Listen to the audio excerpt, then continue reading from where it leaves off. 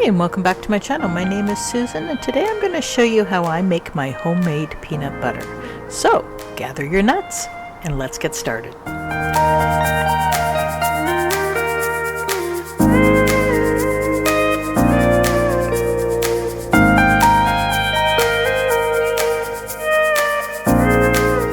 So what you're going to need is at least 2 cups of a roasted salted nut, either peanut, almond, or cashews will do.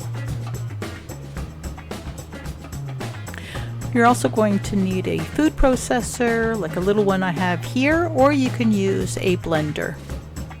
Add your 2 cups of nuts to your food processor.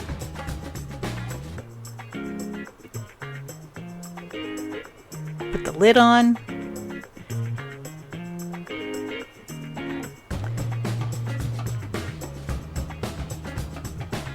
And now you're going to blend it. You're going to process it in pulsing motion for a little while until all the nuts get broken down, and then you're just going to let it process, run it so that the peanuts start to become smooth.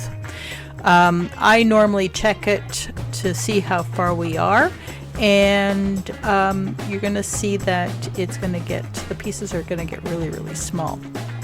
Then what I'm going to do is I'm going to take the lid off and I'm going to scrape down the sides, because as you can see it builds up on the sides, and we're going to want to make sure that all the nut pieces are going to get processed evenly.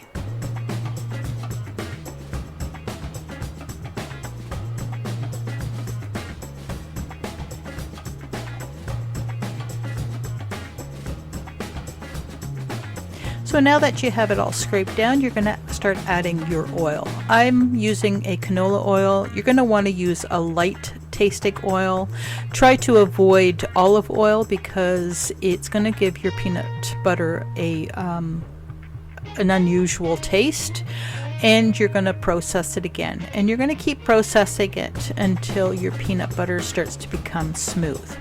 And as you're processing your peanuts, you're going to add your oil a tablespoon at a time.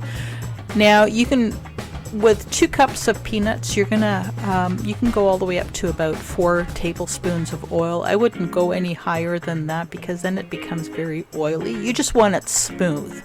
So I ended up putting in about 2 to 3 tablespoons. Because I don't like my peanut butter to be on the oily side. I like it smooth and I don't want it separating as well. Now I'm adding honey, which is optional. You don't have to add a honey, but if you do add honey, like I said earlier, I had only added 2 tablespoons of oil, and so I needed to add an extra tablespoon of oil to keep it smooth. I found that by adding the honey, it kind of thickens up the peanut butter, and it gets a bit on the dry side. So I added more oil so that I could counter that. So because I wanted that smooth, consistent texture to my peanut butter.